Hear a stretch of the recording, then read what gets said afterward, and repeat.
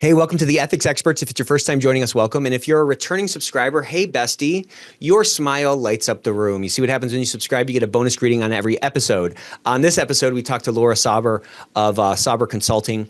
She runs a consulting practice for healthcare organizations, and she wrote this really cool article on Medium about reimagining compliance programs. So we dive deep on how to better engage with the business, how to reframe your program to leadership, and how to really move away from this compliance only organization or this compliance only approach to one that is more inclusive and holistic by changing the behaviors and building that culture of integrity. Hope you enjoy it.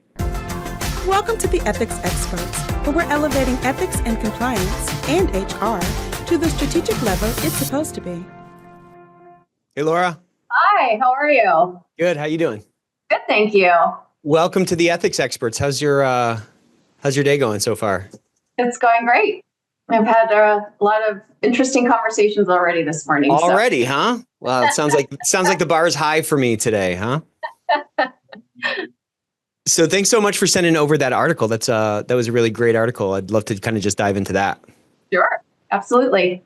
So, the article sort of discusses how ethics and compliance programs need to move from, mere sort of like regulatory checklist exercises to strategic drivers of organizational integrity, and goes on to talk about, the kind of strategic impacts of what that kind of a culture can have in the organization. So What kind of drove you to write this? Because I think it's, it should be sort of tattooed on everyone's like eyelids or something. Like it's the conversation we need to be having, It is. I even toyed with, how to title it and I named it Reframing Ethics and Compliance Programs. But ultimately, I think we need to rebrand ethics and compliance. Right. Every time I hear the work we do referred to as compliance programs, I kind of cringe inside. Right. Because I think it's the lowest level of value that these programs provide. And so in my experience, and the reason I even went into it is because it's all about culture. The being compliant part is really just the outcome of having executed on a compliance program, an ethics and compliance program. So to the extent that, so I'd like to first diagnose this compliance problem, and I want to talk about what you just said, or this branding problem. And I want to talk a little bit about what you said, that essentially what you said is like, when you have the right culture, compliance is sort of the outcome. It's like, It sort of takes care of itself, or it's the sort of self-fulfilling prophecy of that kind of a culture. How do you think there's any relation to the fact that we were focusing on outcomes many times that we can't control, that has contributed to this branding problem that we've been trying to sort of break free from? Yeah. Yes. So when you're in a culture where it hasn't been paid attention to, you end up being exactly what people fear compliance, right? Because you have to, even with the most friendly compliance officers, at the end of the day, you're trying to help move the culture, to help clarify the accountability in the organization so you can actually solve the problems. So do you think that it was a lack of foresight in terms of no one individual sort of controls how an industry evolves, but the collective decisions on how individual programs evolve sort of aggregate into what that industry's sort of life cycle and path is, right? We're all making these individual decisions about how we roll out training or what our code of conduct looks like. And that ends up creating sort of a broad impression of what compliance is and so forth. Obviously, the name compliance existed before compliance departments existed. So there's some sort of connotation that's attached to that word. But I'm just trying to kind of diagnose and kind of pick apart this branding issue, because it's a real issue. Everyone talks about it. Everyone who's forward thinking, at least, who's trying to really kind of revolutionize their programs and really authentically build these cultures of integrity, they're trying to shake free of this moniker or this kind of stereotype. And so do you think it's just kind of a natural thing that has happened given the nature of the role? Was it an inevitability that this kind of a branding problem issue exists, given that, hey, it's about at least in its infancy, it was about finding regulations and seeing how those overlap with our operations and putting rules in place to prevent wrongdoing. Like, is the branding problem just a natural outcropping of how compliance naturally emerged from the primordial kind of like business soup? Or do you think there are things that we should not have done or could have done differently that could have made the branding problem deconstruction that many of us are trying to do, that your article was addressing, a little bit easier now?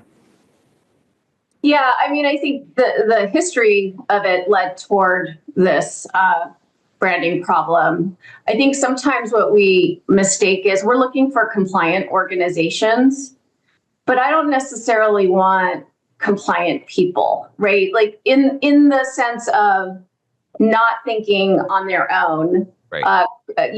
Raising issues, bringing forward different types of thinking. And I think sometimes we confuse that we're talking about creating an ethical organization. And so, I've been in conversations where you're talking ethics and leaders kind of cringe, right? Like, and it's like, I had a leader say to me recently, well, but we're really ethical leaders. Well, I'm not talking about you as individuals. It's about how does the organization show up with integrity and ethically, right? And that's where it's a set of systems and infrastructure that has to be put in place to make it happen. Right. Yeah, I like that distinction. What did you say? You're not looking for compliant organizations, you're looking for ethical organizations. The difference being that if an organization is highly compliant, they are at some level potentially relegated by whatever words are on whatever pages for policies and procedures. And what you're saying is, well, an ethical organization kind of transcends the limitations that the thing I just described presents, because business is changing and opportunities present themselves. And we want someone to be able to seize those opportunities in pursuit of the organization's mission, but do that in an ethical way where they can almost infer what compliant behavior would be for something that's not been sort of discussed yet. Yes, exactly. So much of it is helping individuals understand the concepts that and the values and behaviors that we're looking for. It's not in the weeds what the regulation says, right? Because you'll never get everyone to, especially in an industry like healthcare, which is so regulated. You want people to know enough to ask the question and to go looking for that answer. So I'd love to talk about your experience in healthcare and how those experiences that you've had led to you writing this article about reimagining ethics and compliance programs, right? Like at some point you were not in ethics and compliance, and then you got into it. And then now at some point later, you've had these experiences and you're like, man, I got to write an article. I have to get this sort of message out. So what was it that you experienced that were kind of some catalysts or some building blocks for, you to hit that tipping point where now you've birthed this article for the world? Multiple, but I originally went into it because of significant misconduct in an organization, and you could feel it in the culture that something was going on. You didn't know exactly what, and at the time I was not doing compliance work. But it just so happened that's when we started with our first compliance officer. She brought me on board to build the program. And it was because of the culture piece that I went into it, because I wanted to be part of aligning the values of the organization to helping the organization actually live those values.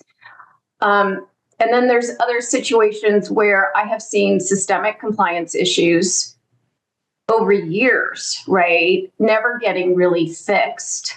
And what it takes to get it fixed is actually engaging employees, having them be part of the solution. And often they're dealing with really painful workflows, right? Yeah. And so the value add that I, as a compliance officer, brought was helping to bring those issues forward, getting them actually resolved, getting the organization to invest in getting those things resolved that actually make life easier for the employees, much less getting us to a place that the regulator was happy with, right? Right. So yeah.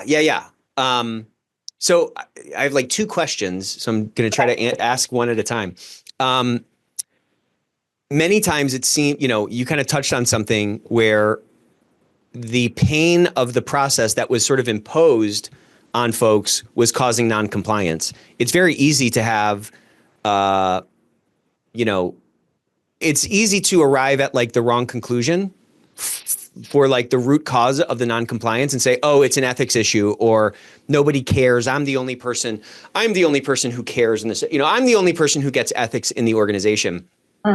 How can we like advise listeners who are in a similar position to properly or more accurately diagnose that root cause, whether it's a true sort of culture, behavior problem, or whether it's merely a workflows or processes in place that are like too cumbersome, that just people are just like, I can't do this. This is not like realistic.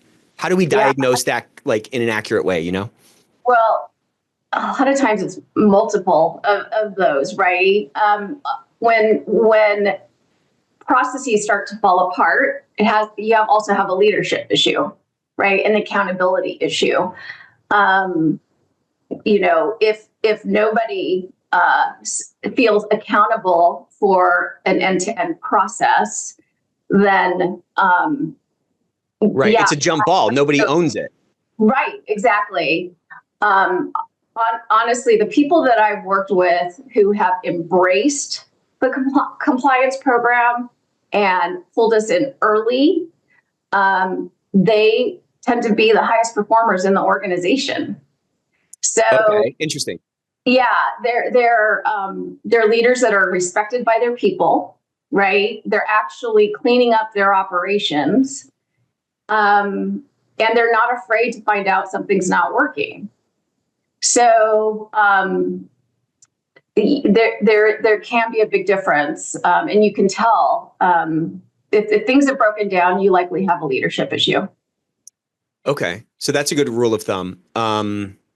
So let me ask you this: have there been instances where like these misaligned expectations between departments lead to compliance challenges? Like in terms of an expectation, like I'd love to kind of talk about some things like that. And maybe those are expectations about what the role of compliance is. Maybe that's expectations about themselves in terms of like what their job is. And maybe those things aren't accurate. But I've just found that in life and in work, most sort of conflicts are really miscommunications. There's some miscommunication. There's some assumption in place that's maybe without basis.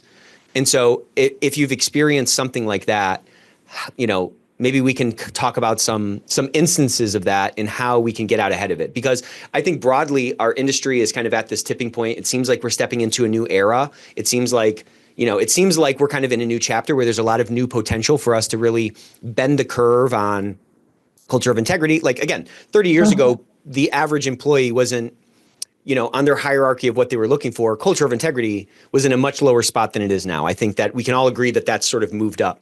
So I would love to kind of talk about that and how we can more quickly and more proactively, get out ahead of, compliance challenges that are rooted in these sort of miscommunications or these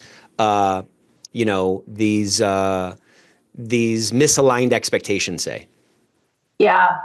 I mean, that's really where cross-functional engagement comes in. And, some organizations are highly siloed, and they're going to likely, in my experience more issues. Right.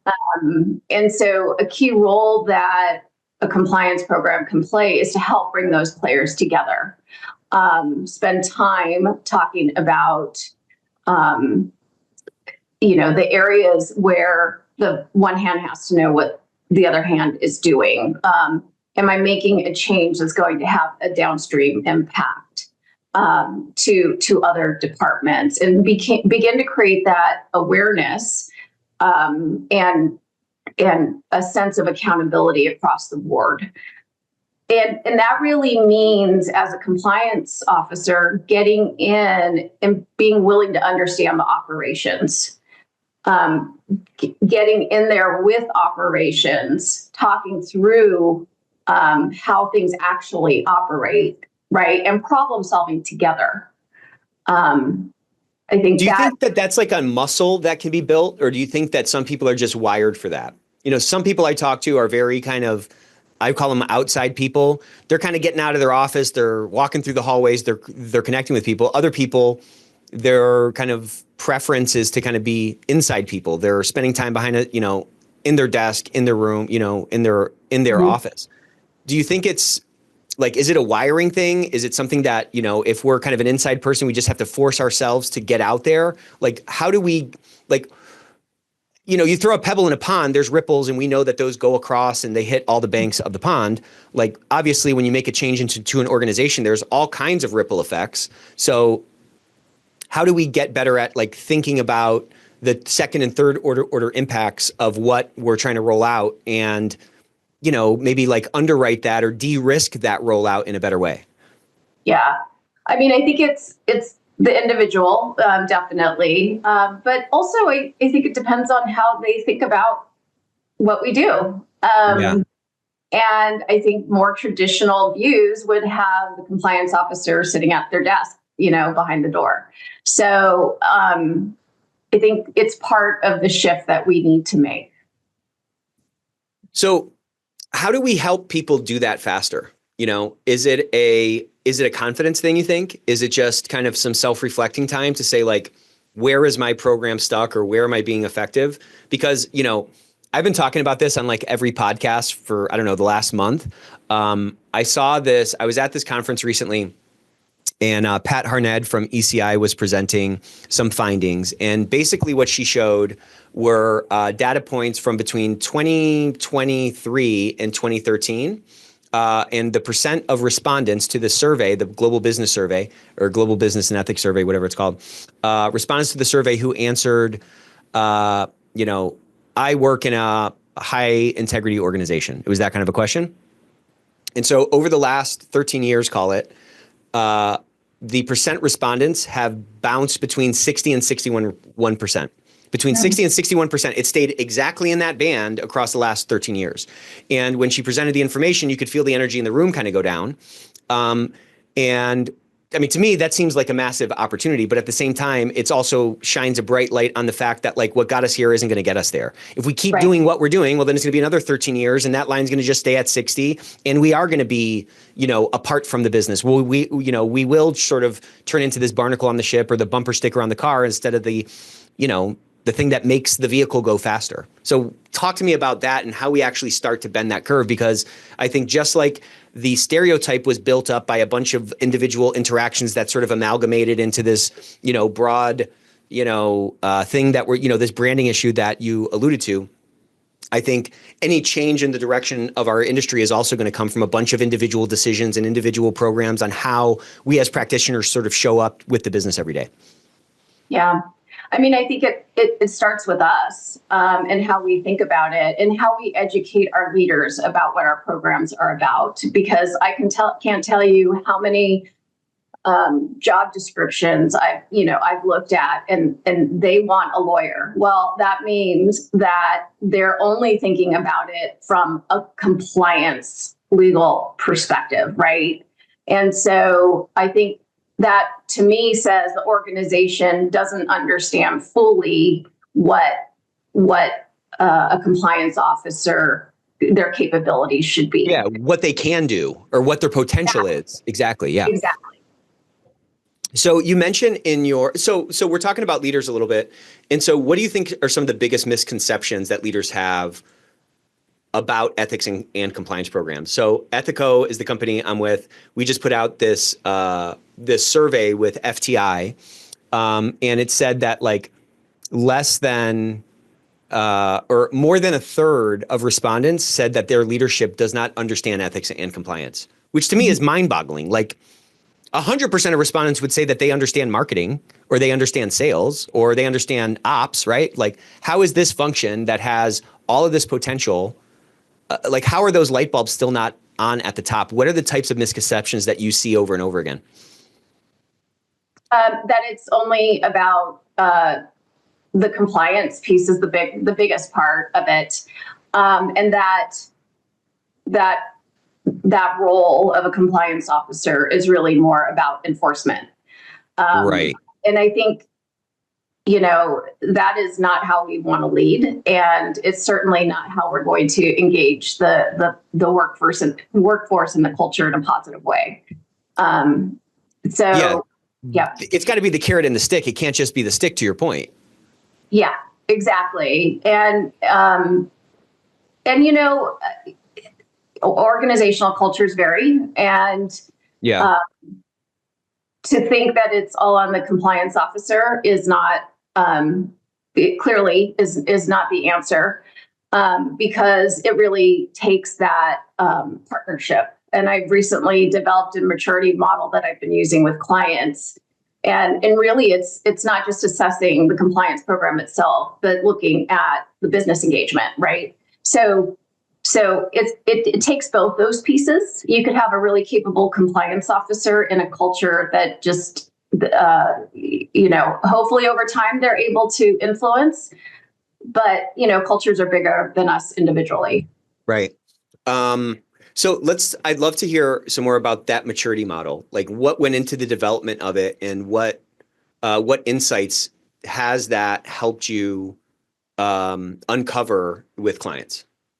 Yeah, so I've been in my consulting practice for a year now, and I've used it a few different times. And it really starts with the obvious reactive compliance, ad hoc, moves into the the rules-based compliance to functional compliance, and then it keeps going up until 5 levels, which the 5th level is much more aspirational, of course. But I've used it in a few different ways. One is it helps leaders understand what it looks like when they're engaged, right? So I was able to use it with a client that's been around a long time, and I think a few light bulbs turned on to see how their engagement may be impacting the success of their compliance program. And then also, I'm able to use it. I've been working with healthcare startups and really helping them understand, I don't put the target when I do the assessment. Don't necessarily put the target at functional compliance, right, for them, because they're a startup, right? So it gives me a way of setting a target for them that seems reasonable. And then they feel like they're building toward at least getting to functional compliance, right? With a company that's been around a long time, I'm going to have higher expectations around where they should be. So, and so it's a combination of both understanding the culture through survey, through interviews, and then also obviously their documentation and what they can represent as part of their program. And I would just imagine, I say that like you're never going to just randomly wander to the top of a mountain. You're never going to wander to a 5-star compliance program. Exactly. Like, so much of what we experience is a function of the extent to which we had some vision for something in the past.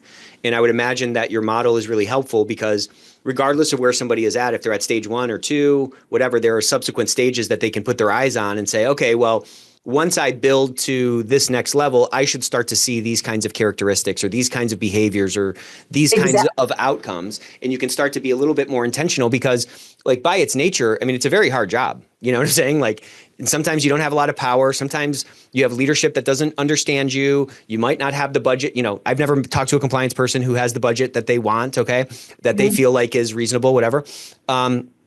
So there's all these headwinds and there's all these skills that you have to build to be like really effective. It's not just knowing the regulations, but it's also, to your point, knowing the business and being persuasive and being influential and all these, this bouquet of skills that are necessary to really drive initiatives forward. It's a very difficult and complex complex process that I think, and then by its nature, there's just stuff pouring in all the time. There's just all else equal, we're just going to be reactive. All else equal, the importance is sort of determined by us, by our own values and what we think is most crucial. Urgency seems to be like an external force that is like that is like acting upon us. And like as fires are popping up or as there's smoke and as there's, emergencies and all that kind of stuff, that's a high level of urgency that ends up in many cases dictating how we spend our time. Would you agree with that kind of that kind of an angle? Yeah, absolutely. Absolutely. And so how do we break out of that reactionary mode? Is it just literally, I got to schedule some kind of deep work time to focus on the important non-urgent things that I know are super necessary? Like, I just find a lot of folks are, they come to our webinars or they listen to podcasts or they go to conferences and they leave those sessions being like, yeah, this is awesome. And they get back to work and it's like, man, I got a freaking massive to-do list. There's a bunch of new cases that have shown up, and these ideas that I have to improve, they just kind of get further and further down on my to-do list. So how do we ensure that we're pushing our program forward? You know what I mean? Yeah.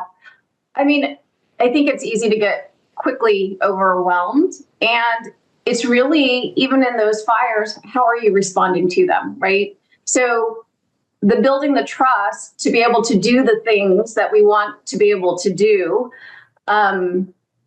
is happening now in those things that you're dealing with. So I think the best way to do it is, one, obviously it's going to take time, and then two, it's in the things that you're engaged with, even the fires right now. How are you approaching those? How are you interacting with the business? To build that trust, which is ultimately going to give you the credibility and hopefully at some point in the future, some additional resources that may be needed. So, I mean, at some level, we're talking about like a branding issue, and with respect to this branding issue, it's really just what you're kind of describing is like, you have to change your reputation, or you have to take ownership of that reputation. And that reputation is really, again, an accumulation of a bunch of data points, a bunch of different interactions, and a bunch of those feelings that people have and the perception that they have of you. I kind of view every single one of those interactions, to your point, as an opportunity to change the direction or deconstruct the stereotype, the the misconceived stereotype they might have of us. How do we keep the intentionality in those interactions? Do you know what I'm saying? Because sometimes it's like a freaking fire, and I'm speaking about myself. Like sometimes I feel like it's a fire, and I probably don't show up in the right way because I got to put out this freaking fire. How do we maintain that sort of? I don't want to necessarily call it a calm because urgency is critical, but how do we maintain space in our mind or real estate in our mind to ensure that we take as big advantage as possible of all those interactions that happen, every day, every week? I think as I've been out on my own, some of my, perspective has shifted, and as I've gotten out of the corporate environment, but I think it's important to actually take a breath to figure out, is this really that urgent? Right. Yeah. I mean, I think it's easy as a compliance officer to get really worried about the level of risk. And I've been guilty of probably being too worried about some things that aren't actually going to, at least not in the immediate future, create massive risk for the organization. So there's something to calibrating your level of concern over the level of risk. That's super smart. Yeah.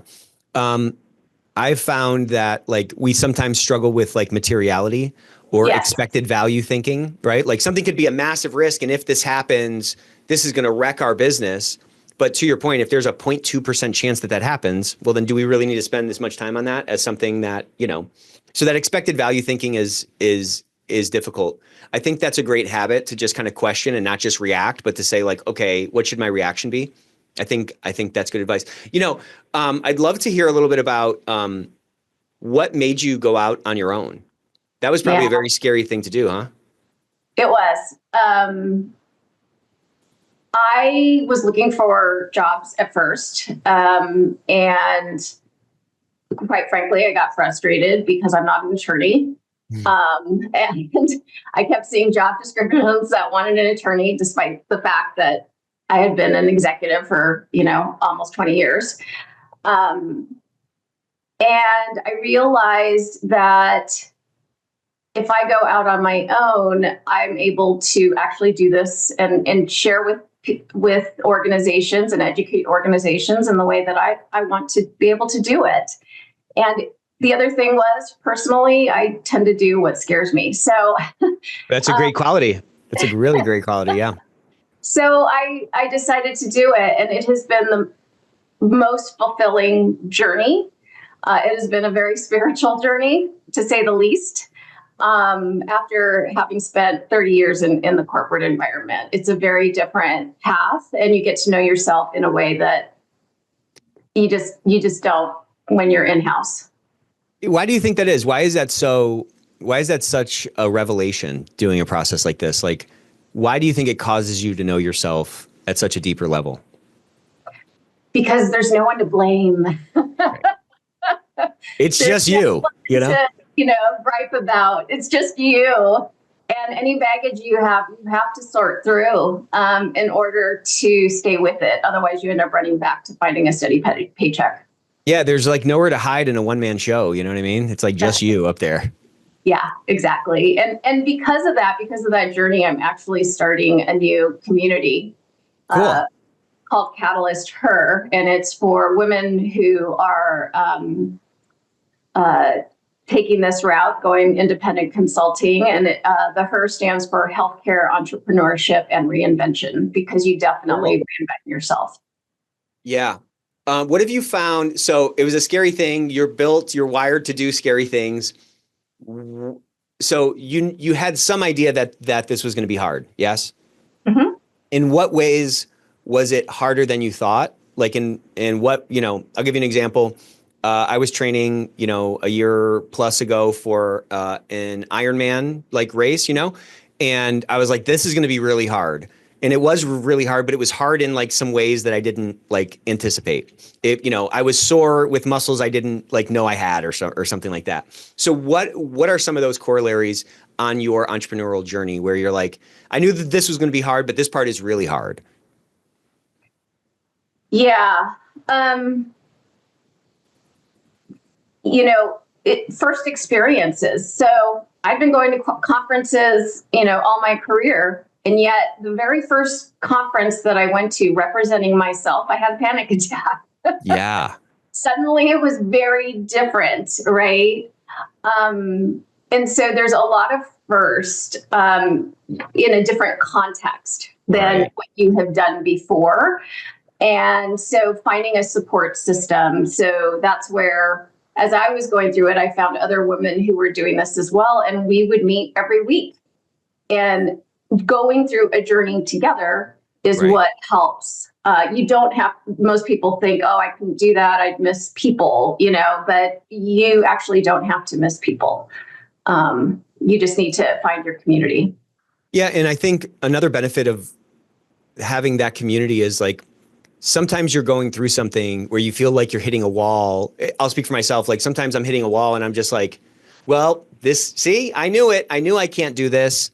When in actuality, everybody has to hit that wall, and everyone everyone who's successful overcomes it. And so just hearing that there are maybe people that are a little bit further down that path, or hearing that the challenge I'm facing is not unique to Nick, but rather it's unique to the path that I'm on. For me, it always gives me like a shot in the arm, or a new level of motivation to like overcome that impediment. Have you found that same kind of a thing?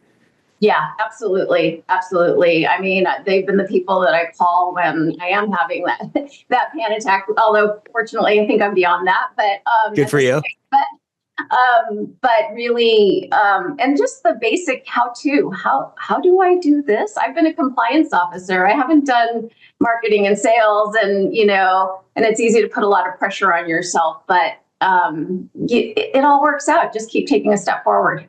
Yeah, you just have to have that sort of forward progress. So when you zoom out of what you're doing right now, how would you sort of talk about your angle? Like, you went out on your own. Of course, there was the frustration that you mentioned, but nobody goes out on their own unless they feel like they have something to add. And so if you have something to add, you probably saw some gap in the marketplace, or some gap in the approach to building compliance programs that you're like, man, I can really help with this. What is that thing, or what are those things that you think when you go, that you think kind of differentiate you in terms of your approach, and or what are the types of things that, like, what are the levers that like you're typically pulling first that you have seen have the biggest impact on the outcome?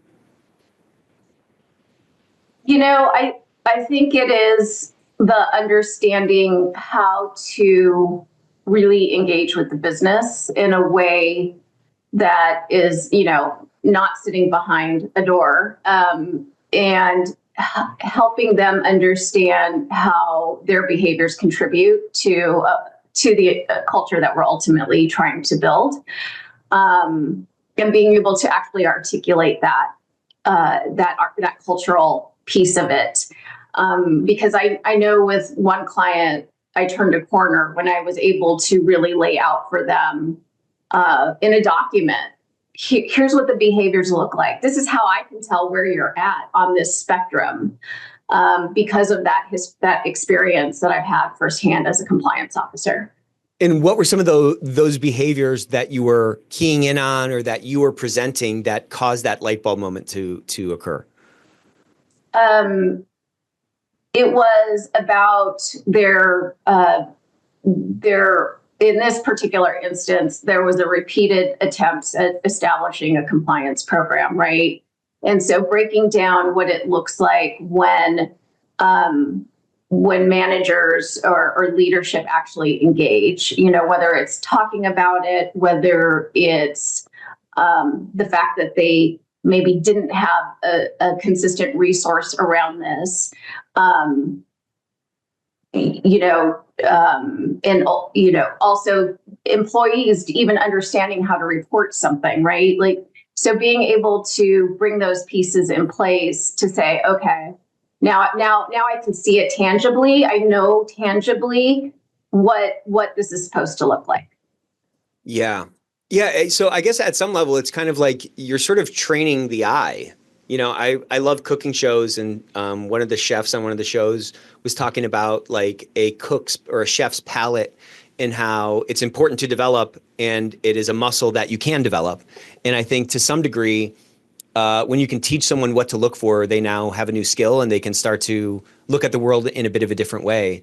Yeah. So that's probably very valuable to be able to say, hey, if the thing is successful, I should start to see these behaviors. Given that I'm seeing these behaviors, I know that you're at this stage on this maturity, model. And the next layer of things that I should see are X, Y, and Z. That again, right. Many times I just, what they say, like if you're caught in an avalanche, you should spit so you can figure out which way is up and dig the other way. You know what I mean?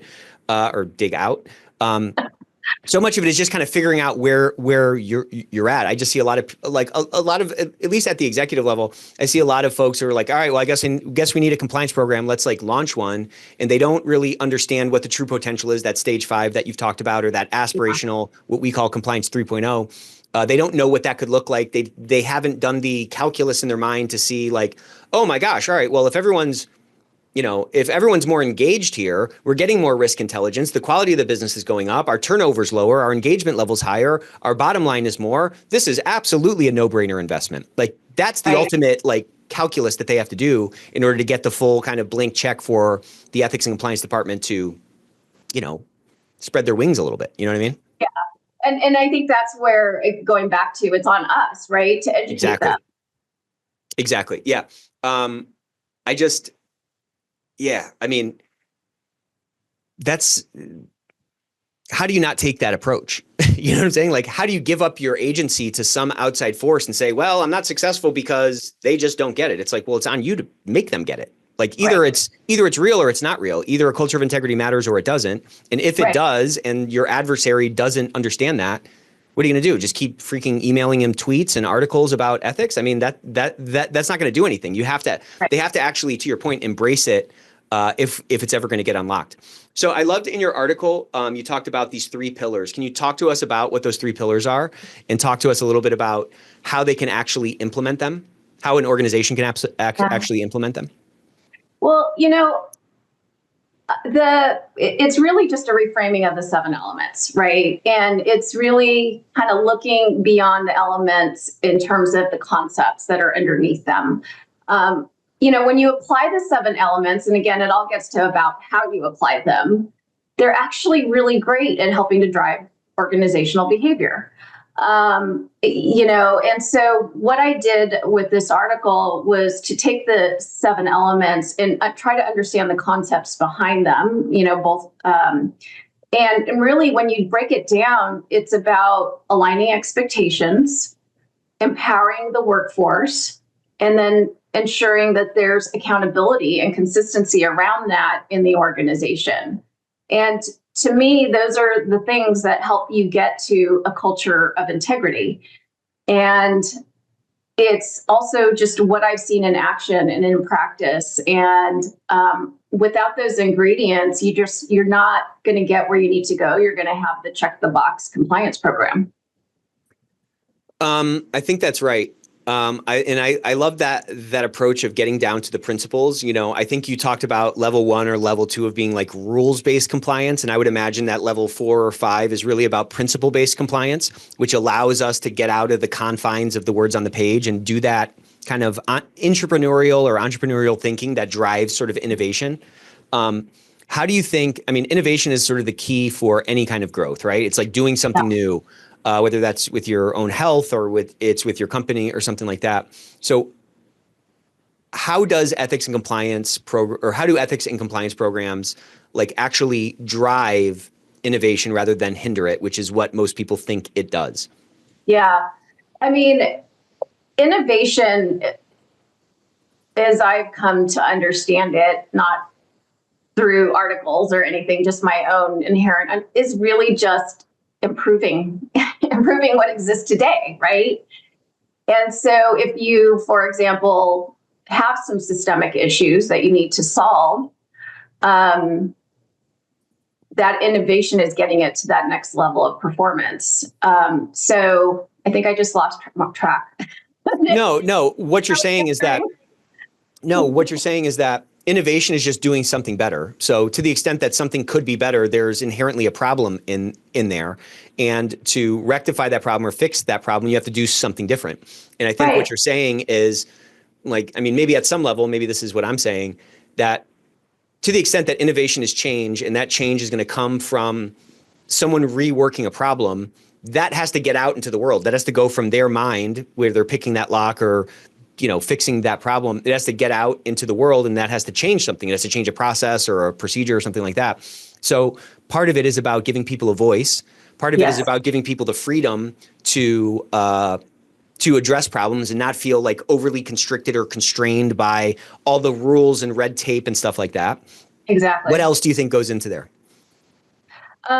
Just knowing who's carrying the ball. I'm not a sports person, but who's got it, and it doesn't mean that there aren't multiple players involved in it, but who's kind of making sure that it happens, whatever it is that needs to happen. And being clear about that and being transparent about it as well. And that leader making it okay to talk about the risks and any concerns that are out there, but also that's the same capability that you need for people to raise ideas and be innovative and bring forward new ways of doing things. Yeah, I think you're right. I think, I like to say that compliance is quality. That's all it is. It's just a high quality organization is going to be a compliant organization. A high quality organization is going to have an ethical culture, right? You're never going to have a high quality organization without those things, I don't think. Because there's so much room in the knowledge work economy for people to make decisions. And we as human beings, we live in the gray and we do good things and bad things and we lie and we tell the truth, right? We all have done bad things. So the potential for bad things to happen is always a non-zero number when there's human beings involved, right?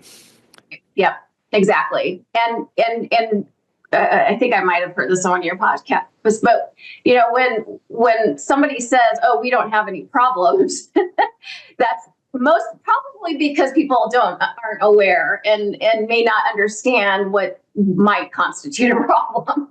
Right. Someone recently told me this term, and it's I love it. It's like ethical overconfidence. We're overconfident in our own ethics, either in ourselves or in our company and our team. And I think that overconfidence seems to is correlated with level in the organization. The higher up you are in the organization, the higher the odds are that you're going to be overconfident in the ethical sort of footprint of the company. Yeah. You said something earlier in the conversation that I've been trying to get back, or I've wanted to come back to. And you said, the only reason I got involved with this compliance thing is because of the cultural element of it. Was that something that you just sort of saw? Like, did you just already kind of look at the world that way? And if so, why do you think not everybody why doesn't everybody see it? Because I kind of look at the world that way. I see so much potential in it, in unlocking the sort of magic in the human beings that show up at work every single day. What was it that caused you to see that so easily? Is it just the way that you're wired? Is it just, you know what I'm saying? Yeah, a little bit. It's the way that I'm wired. I think culturally too, I come from a very community-oriented culture. But also early in my career, I had experience at a healthcare organization where, the department I was in, it was okay to tell racial jokes, right? And that was the first time I had to speak up. And that was scary as heck. And I wasn't able to get resolution. And so I decided to change organizations. And so I went to another organization that was a Medicaid health plan that by design needed to be inclusive. And I suddenly was extremely successful there. And so I realized that the culture can make or break your success, right? And so that, I think that early experience helped me to understand how important culture is. Yeah. Yeah. You experienced how you how you were kind of withering in one culture and thriving in another culture. You got to really, and that's a feeling that you have. Mm-hmm. You know what I mean? Yeah. It's so interesting. So as we're getting toward the end here, I would love for you to talk a little bit about your business and where people can find you and how they can get involved with you, with your community, anything like that. Yeah, absolutely. So you can find me on LinkedIn under Laura Sauber. My website is also sauberconsulting.com, and I'd love to hear from you. And my community will be launching in March. It's called Catalyst Her. So if you're an independent consultant in healthcare, please take a look at it when I launch it. It'll come through on LinkedIn. You'll find it. And also check out the article, It's Time to Reframe Ethics and Compliance Programs by Laura on Medium. It's really phenomenal. Laura, thank you so much for coming on the Ethics Experts. This is a lot of fun. I love the work you're doing. I love your article and just the energy that you bring to this community. And I'm so encouraged for this next chapter because of people like you who are really pushing us forward and, leading the charge. So thank you so much. It's so great to meet with you, Nick. See you soon. Bye-bye. Bye.